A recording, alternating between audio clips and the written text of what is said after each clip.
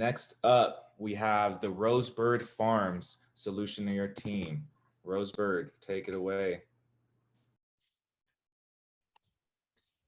Hello everyone, my name is Jackie Liang. I was the project lead for the Rosebird Farms project group. I am a first year student at ASU and this is my second semester with GreenLight. Hello, my name is Andrea Castro. I am a sophomore studying sustainability at ASU and this is my third semester with GreenLight. Hi, my name is On Ging. I'm a third year student at ASU majoring in justice studies and this is my second semester working with GreenLight. Hi everyone, my name is Kira and I'm a sophomore studying sustainability and geographic information science at ASU. Hi everyone, I'm JD. I'm a junior at NAU. I'm majoring in sustainability and minoring in community planning, and this is my first semester with GreenLight. Darren Bingham is a Northern Arizona University graduate student with a Sustainable Communities degree and a certificate in city planning. His thesis focused on the analysis of USDA food flows within Arizona and how to determine the boundaries of the locality of local foods. As a project manager of Rosebird Farms, he stated that sustainability starts with sourcing pesticide-free, pasture-raised, fair trade, and nutritious products. With experience at gardens and universities and farmers markets, he believes that knowing where your food comes from makes you less likely to throw it away. By teaming up with Rosebird Farms, Darren wants to establish healthy and accessible foods for the community. Rosebird Farms, located in Kingman, Arizona, grows more than 20 varieties of produce with the use of high-density planning for healthy soil. Their overall goal is to treat the land with respect, and the earth will provide care for its people. And I'll pass the mic to Andrea to discuss more about the Rosebird Farms team. So a little bit more about Rosebird Farms. It is run by Andrea, who actually started farming after her career in civil engineering and construction. And she really wanted to focus on reconnecting with the earth and building community with her farm. And like Anne mentioned earlier, they have 20 varieties of naturally grown produce and practice high density planting with a focus on soil health. They also offer CSAs, or community supported agriculture, and really want to build community by strengthening food hubs within the region. Our vision statement for this project was to conduct a literature review, create a recommendation sheet, and conduct a market research report for Rosebird Farms. Our mission statement was to gather information and resources to be compiled into these 3 documents for Rosebird. And the purpose of these 2 statements is to serve as the foundation of our project and guide your decision-making throughout the semester as we tackled on our project's challenge.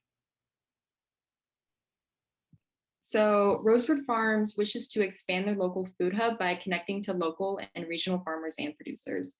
This would really help add value to their CSA packages by adding variety and appealing towards the American diet. Ideally, they wish to partner with farmers within 150 miles of their farm and want to develop a resilient aggregation distribution system to transport their products to their consumers. And finally, they wish to add variety to their crops by determining what produce and products are the most profitable. We came up with 3 documents to present to Darren and Rosebird at the end of the semester. The first being a comprehensive literature review covering topics such as food hubs, rural food delivery, and community-supported agriculture. The second is a document of recommended strategies to help Rosebird grow their mobile grocery out in Kingman, Arizona. And finally, we create a 3rd document with product recommendations for Rosebird to stock their grocery store with, based off research and feedback from the store's consumer base. We created the objectives and KPIs for our project with these 3 deliverables in mind. So our process started with our first objective, which was to perform a comprehensive literature review of rural local CSAs, food hubs, and food distribution. In order to complete this objective, we identified and reviewed academic studies. We then compiled our analysis into a comprehensive annotated bibliography. We consider this a success if we were able to review and include at least 50 total studies. Moving on to our second objective, our goal is to create a list of recommendations for rural local aggregation and distribution systems. To complete this objective, we identified and compiled successful strategies revealed in our literature review and supported our justifications with input from field experts and relevant organizations. We ultimately aimed for at least 5 stronger recommendations in this area. For our third and final objective, we created a market research report of product recommendations for Rosebird Farms. Our main strategy was to identify successful and sustainable products based on research.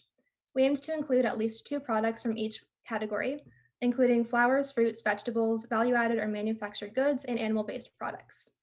And now I'll pass it off to JD to explain our results. Hi. Our deliverable results partially evolved during the process of our project. The initial idea of a comprehensive literature review later became a 17-page annotated bibliography, which covers 40 various academic papers, which is just 10 sources short of our KPI for Objective 1. Part of that shortcoming was because, as we discovered during our research, the scope of our research related to Arizona's local food system is really limited. The results of our second objective is shown in the infographic on the screen. Our team exceeded our KPI for this objective of 5 recommendations, and from our research, particularly case studies, we gave 8 distinct recommendations.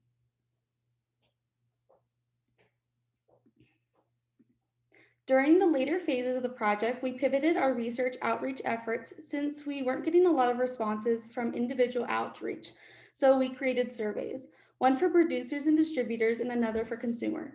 The top 2 graphs show some of the current raw data from the producer and distributor surveys, and the bottom 2 graphs show some of the raw data from the consumer surveys. So far, we haven't gotten a ton of responses yet, but we're still accepting responses, and the feedback we've gotten so far has been really encouraging. For our third objective, we also surpassed our KPI in a pared down version of the products we found are shown. These recommendations were based on additional research and interviews we conducted. Our research will be applied to the work our project partner Darren is working on with Rosebird Farms, which is an ongoing project. On will explain next how our project relates to UN Sustainable Development Goals. So Sustainable Development Goals were created by the United Nations to create a more sustainable world by 2030. Our project focuses on 3 goals, SDGs 2, 11, and 12.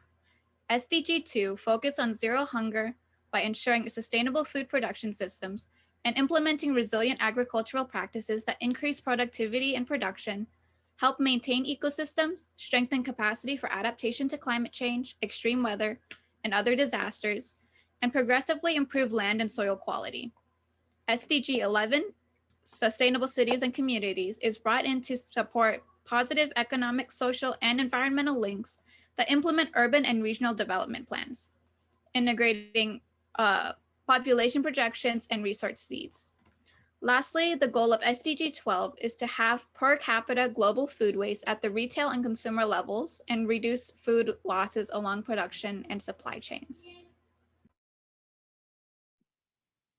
There are lots of ways that you can support our community partner, and one way you can help us out is by filling out the consumer survey, which you should be able to find in the chat, so that we can collect as much data as possible for our community partner.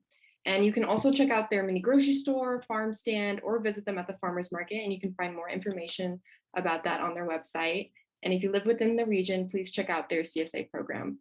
And finally, you can follow their Facebook, check out their website, and contact Andrea about any questions or just get in touch. And thank you so much for helping us support our project partner. Working with Darren and Rosebird has been an amazing experience, and I can say with confidence that every member on this team walks away from the project knowing more about local food and its importance to Arizona's rural communities than they did before. We are so thankful for the opportunity to contribute to Rosebird's mission to develop and grow Arizona's rural food hubs. And at this time, we'll be happy to answer any questions. Well done, team. That was a great presentation. What questions does everyone have? You can add them into the chat. And we even have Darren himself from Rosebird Farms. Thank you so much for joining us. All right, we have a question from Nathan. Has Rosebird Farms considered opening, or can you guys read the whole question? Does anyone want to answer? I can take this question.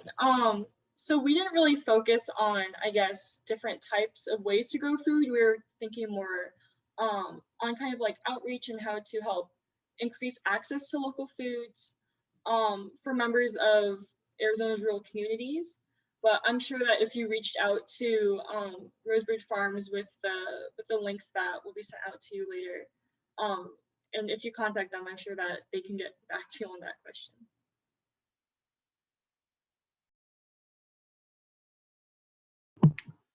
All right, unless we have any other questions, we will be continuing. Oh, we have one from Mia.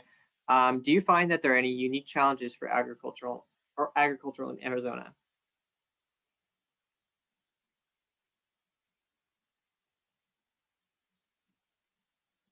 I can take that question. When I was talking to some producers and distributors in Arizona, there's just like not, Arizona still hasn't really built up like a robust local food system. So like kind of connectivity is something that in terms of like the quote unquote industry, that's what they're overcoming, and just building those connections is kind of what's happening right now and is a challenge. All right, that's all the time we have for the Q&A for this team. If you have any more questions, feel free to ask the team when we get to our networking time.